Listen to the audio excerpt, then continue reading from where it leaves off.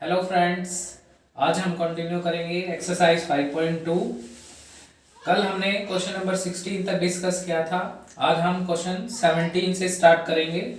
उससे पहले हम फिर से एन टर्म ऑफ एपी का फॉर्मूला जानते हैं। A n is equal to a plus n minus one into d, जहाँ ए एन हमारा लास्ट टर्म और nth टर्म, ए हमारी फर्स्ट टर्म, एन हमारा number of terms and d हमारा common difference. आज हम इस क्वेश्चन को कंटिन्यू करेंगे। Find 20th term of AP from the last term. हमें इस एपी की 20th टर्म निकालनी है, लेकिन आगे से नहीं, लास्ट से। Last from the last, last means हमें यहां से 20th टर्म निकालनी है।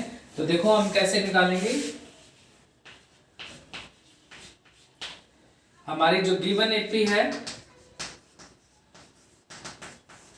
वो है 3, 8, 13 अप टू 253। अब हमें लास्ट से इसकी 20th टर्म निकालनी है, तो हम इस एपी को लास्ट से लिखना शुरू करेंगे। फ्रॉम लास्ट, लास्ट से कैसे लिखी जाएगी? 253 अप टू 13, 8, 3। अब हम इसके फर्स्ट टर्म निकाल लेंगे। ए हमारा आएगा 253, डी हमारा होगा a2 माइनस a1। देखो यहां पर a तो है लेकिन a2 नहीं है, इसलिए हम यहां से नहीं, यहां से निकालेंगे। किसी भी लास्ट टर्म में से उससे पहले वाली टर्म को माइनस कर देंगे तो भी हमारा d आ जाएगा। मैंने बताया था d निकालने का फॉर्मूला, पीछे वाली टर्म में से आगे वाली टर्म माइनस कर दो, वो भी हमारा d होगा। D is common difference between two consecutive terms। वो consecutive terms कोई भी हो सकती हैं, ये भी हो सकती है, ये भी हो सकती है। 3 minus 8 minus 5। अब देखो n हमारा कितना गिवन है? 20। 20th टर्म निकालनी है तो n 20 हो गया लास्ट से। a20 is equal to a plus 20 minus 1 into d। a की वैल्यू पुट करेंगे 253 प्लस 20 माइनस 1 19, और d की वैल्यू पुट करेंगे माइनस 5। 253 प्लस माइनस माइनस 19 5 जा 95। 253 माइनस 95 कितना आ जाएगा? 13 माइनस 5 8, 14 माइनस 9, 14 माइनस 9 5 158। जो हमारी 20th टर्म होगी फ्रॉम लास्ट, वो क्या होगी? 158। हमने इस क्वेश्चन में क्या किया? हमें 20th टर्म निकालनी थी लास्ट से इस एपी की, तो हमने इस एपी को पीछे से लिखना शुरू किया।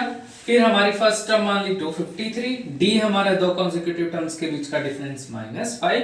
20th टर्म निकालनी है, एन लिया हमने 20, then last term A N का फॉर्मूला लगाया और वहां से हमारी 20th टर्म कितनी आ गई? लास्ट से 158। इतना क्लियर? देखो बच्चों, नेक्स्ट क्वेश्चन रहेगा हमारा question 18। The sum of 4th and 8th term of AP is 24। क्या कहा है? 4th टर्म का और 8th टर्म का सम, यानी कि उनका सम मींस प्लस, इन दोनों का योग कितना दे रखा है? 24। ऐसे ही 6th और 10th टर्म का सम कितना है? 44। हमें 3 टर्म्स निकालनी है एपी की, पहली 3 टर्म्स। देखो कैसे निकालेंगे, मैंने कहा था जो गिवन है उसी को लिखते हैं। 4th term a4, 8th term a8, इनका सम कितना गिवन है? 24। तो a4 को हम क्या लिख लेंगे?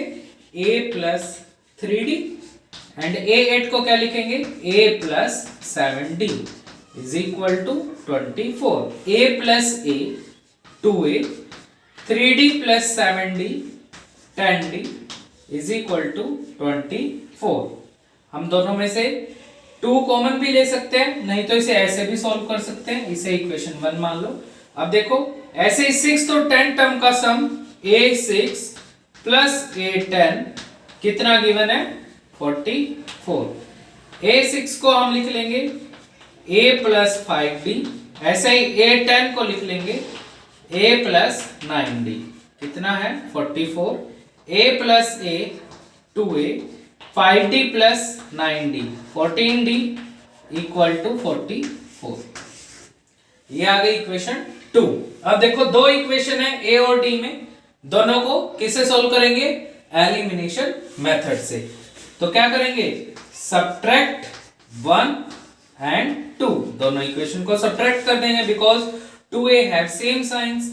तो 2A plus 10D equal to 24, 2A plus 14D equal to 44।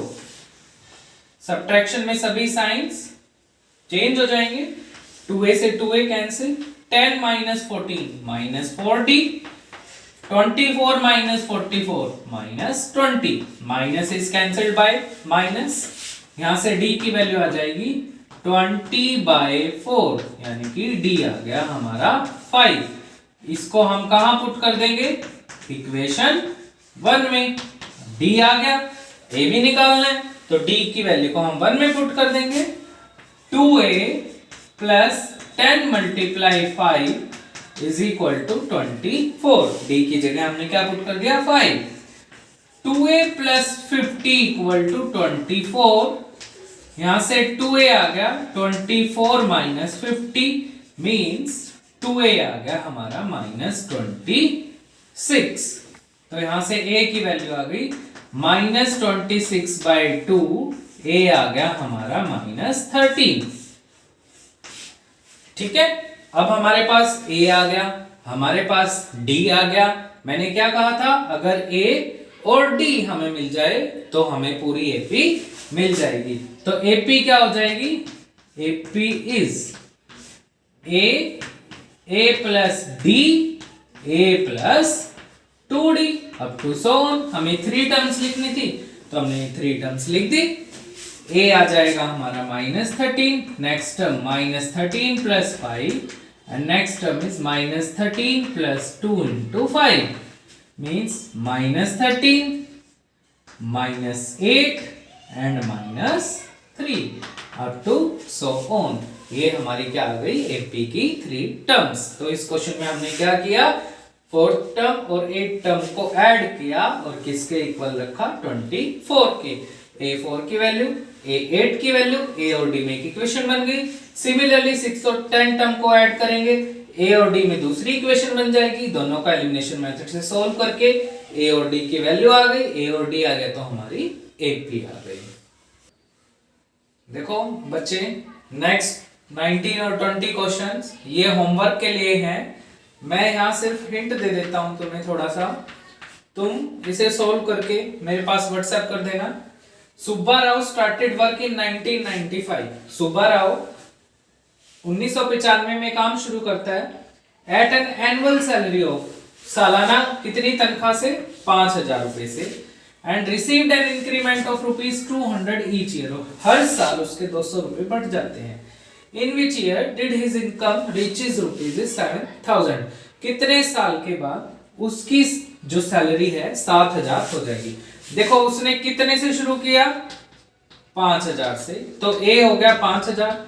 हर साल कितने का इंक्रीमेंट हो रहा है? 200 रुपए का। तो हर साल जो बढ़ रहा है वो हमारा कॉमन डिफरेंस हो गया।